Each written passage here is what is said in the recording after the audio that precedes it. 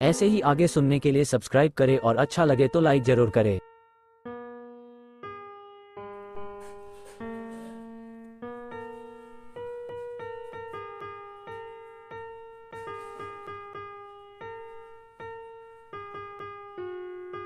Lucky ने जब lab से सबूत इकट्ठा कर लिए थे, ठीक तभी वहां पर राघवेंद्र अपने दो साथियों के साथ पहुंच गया था।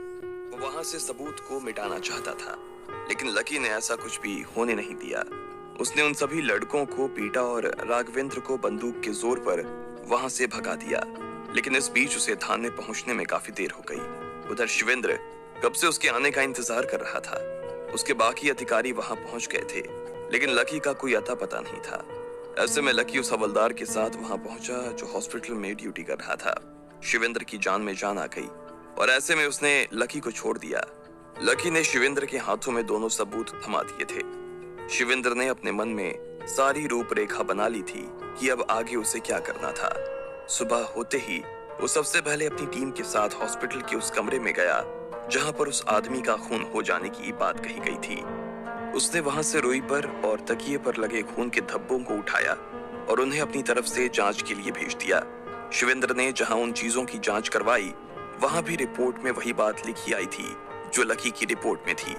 ऐसे में शिवेंद्र भागते हुए थाने आया और उसने इंस्पेक्टर विशाल से कहा, हमें लकी को छोड़ना होगा। लेकिन क्यों सर? विशाल ने पूछा। विशाल राघवेंद्र को बहुत मानता था और इस मामले में उसके कहे के बिना कुछ भी नहीं करना चाहता था, क्योंकि जिस आदमी के खून होने का तमाशा हो रहा है उस आदमी का खून हॉस्पिटल में हुआ ही नहीं है। मैं अभी टीम के साथ उस खून की जांच करवाने गया था। वो लाल रंग की चीज खून नहीं है। मैंने ये रिपोर्ट मेडिकल डिपार्टमेंट में भी भिजवा दी है, ये देखो, शिवेंद्र ने कहा और इंस्पेक्टर विशाल को वो रिपोर्ट दिखा दी। उस रिपोर्ट को देखकर वो खुद हैरान हो गया। लेकिन ऐसा कैसे कोई कर सकता है? विशाल ने पूछा।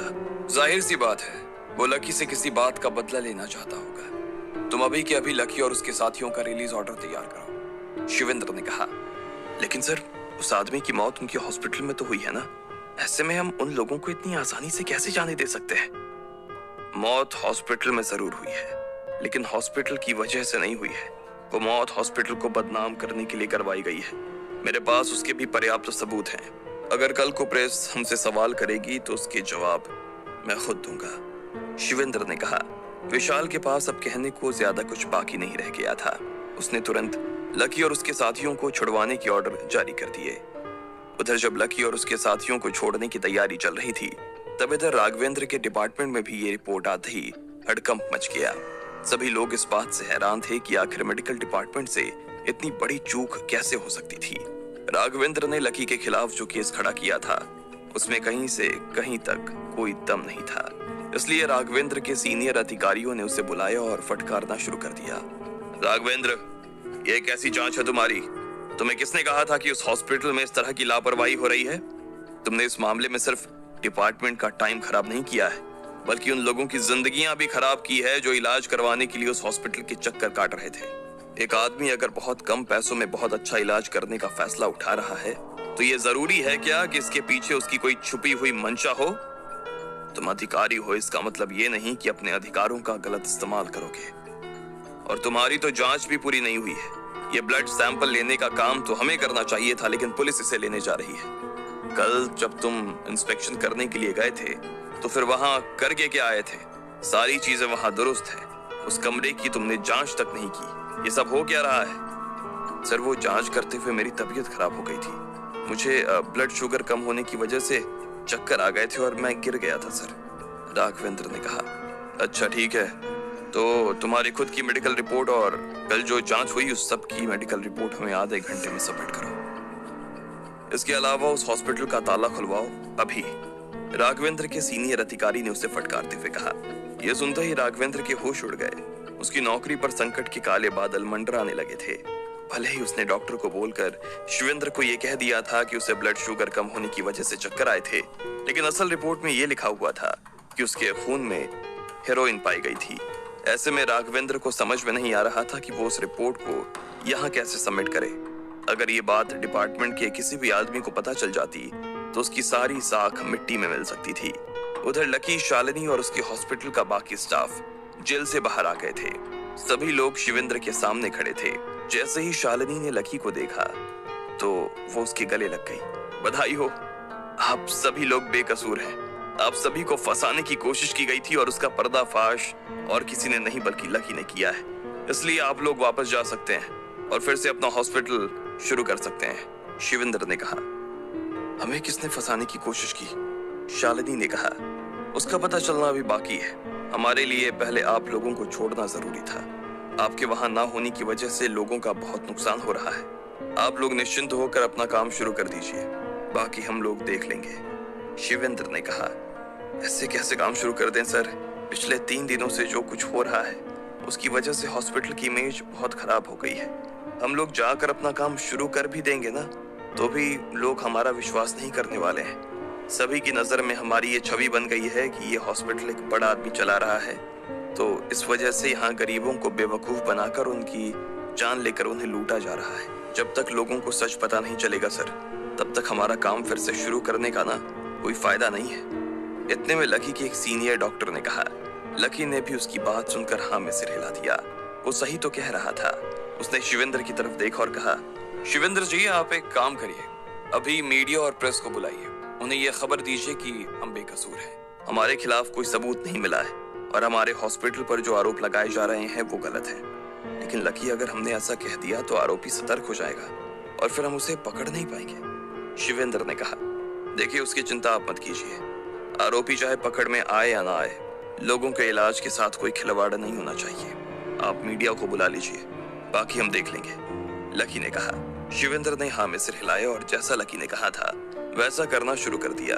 थोड़ी ही देर बाद में थाने के बाहर मीडिया का जमावड़ा लग गया था। लकी से जुड़ी खबर कोई भी मीडिया ग्रुप छोड़ना नहीं चाहता था, लेकिन सभी मीडिया कर्मियों ने जब वो सुना जो शिवेंद्र ने उन्हें बताया था तो उनके होश उड़ गए। उनमें से किसी को भी विश्वास नहीं हो रहा था कि शिवेंद्र सच कह रहा था। सर, अचानक से 2 दिन में ऐसा क्या हो गया जो ये सभी लोग आरोपी से निर्दोष हो गए? कहीं पुलिस अग्रवाल परिवार से डर तो नहीं गई? कहीं पुलिस लकी अग्रवाल और उसके साथियों की इमेज क्लीनिंग का काम तो नहीं कर रही है? या फिर ये सब चुनाव आने की वजह से किसी नेता के इशारे पर करवाया जा रहा है? हमने तो सुना है कि आपके और लकी जी के संबंध पहले से काफी अच्छे हैं। आपने इन्हें कानून से परे जाकर कई मामलों में ढील दी है, जिसकी वजह से ये खुलेआम बाहर घूमते हैं। सर, हमने तो ये भी सुना है कि ये पृथ्वीराज जी के दामाद हैं। ऐसे में कहीं इन्हें छुड़वाने में उनका तो हाथ नहीं है कोई? हाँ सर, मामला कोर्ट तक पहुंचा ही नहीं और उससे पहले ही आपने ये साबित कर दिया कि लकी और उसके साथी निर्दोष हैं। मीडिया के लोगों ने लकी और शिवेंद्र से ताबड़तोड़ सवाल पूछने शुरू कर दिए। वो किसी भी हाल में इतनी आसानी से लकी को जाने देने वाले नहीं थे। ऐसे में शिवेंद्र ने सभी को शांत करवाया और कहा, देखिए, आप जो भी सवाल कर रहे हैं या अपने मन में जो भी कनेक्शन बैठाने की कोशिश कर रहे हैं, उसका कोई सिर पैर है नहीं। पुलिस अपनी तरफ से कोई भी एक्शन बिना एविडेंस के नहीं ले सकती है और ये रहे आपके सामने एविडेंस। ये उस खून की रिपोर्ट है जो खून था ही नहीं। इसे 1 नहीं बल्कि 2 लैब में टेस्ट किया गया है। मैं आपको दोनों लैब की रिपोर्ट दिखवा सकता हूँ और ये है उस आदमी की तस्वीर जिसने उस आदमी को दवा पिलाकर मारा था। अगर आप सीसीटीवी फुटेज को ध्यान से देखेंगे तो पता चलेगा कि ये आदमी पहले पेशेंट को लेकर आया और फिर इसी आदमी ने उस पेशेंट को जान से मार भी दिया। है ना कमाल की बात? पुलिस इस मामले की जांच भी कर रही है, लेकिन इन लोगों को छोड़ना इसलिए जरूरी है क्योंकि इनके वहां ना होने की वजह से बहुत से लोगों को दिक्कतें हो रही है।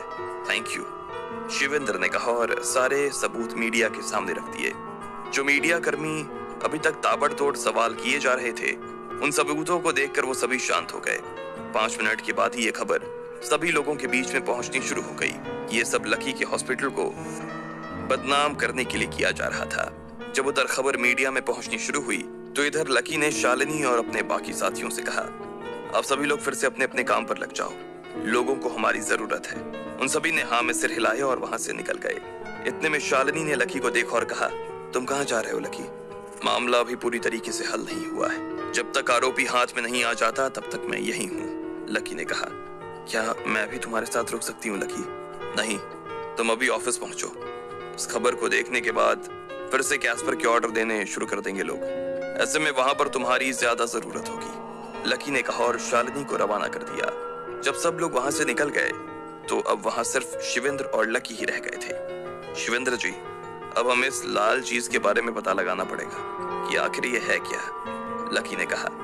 मैं अभी वही सोच रहा था लकी जी, लेकिन मैंने इसकी जांच के लिए ना इसका सैंपल 2-4 जगहों पर भी भेज दिया है। जब तक रिपोर्ट नहीं आ जाती तब तक हम कुछ कह नहीं सकते कि आखिर ये चीज क्या है। शिवेंद्र ने कहा, नहीं, जांच करवाने की कोई जरूरत नहीं है, आप बस मेरे साथ चलिए, लकी ने कहा और शिवेंद्र को अपने साथ लेकर बाजार जाने के लिए रवाना हो गया।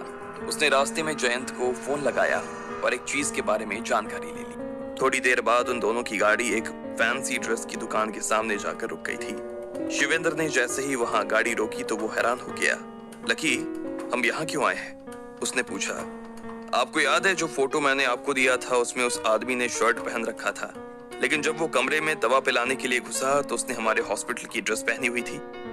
मजे की बात तो यह है कि हमारे हॉस्पिटल की ड्रेस नाप से बनती है और जिस टेलर के यहाँ हम ड्रेस बनवाते हैं उसने इन दिनों कोई नई ड्रेस नहीं बनाई है।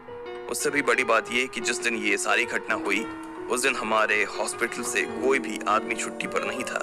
एक आदमी के पास में एक ही ड्रेस है, तो ऐसे में वो चाहकर भी हमारे हॉस्पिटल की किसी आदमी से ड्रेस नहीं ले सकता। समझ गया, तो तुम्हारे कहने का मतलब है कि उस आदमी ने ड्रेस यहाँ से ली?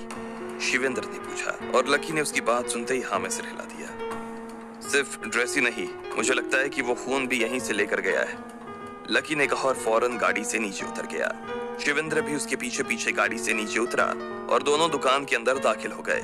जैसे ही दुकानदार ने पुलिस वालों को अपनी दुकान में आते हुए देखा तो वो हैरान हो गया। उसने शिवेंद्र के सामने हाथ जोड़े और कहा, नमस्ते सर। नमस्ते नमस्ते, शिवेंद्र ने कहा।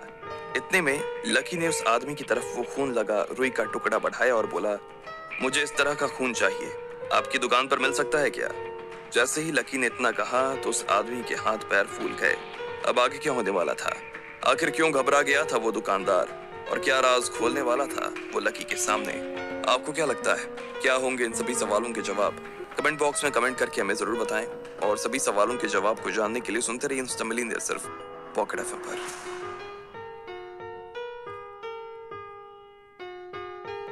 ऐसे ही आगे सुनने के लिए सब्सक्राइब करें और अच्छा लगे तो लाइक जरूर करें।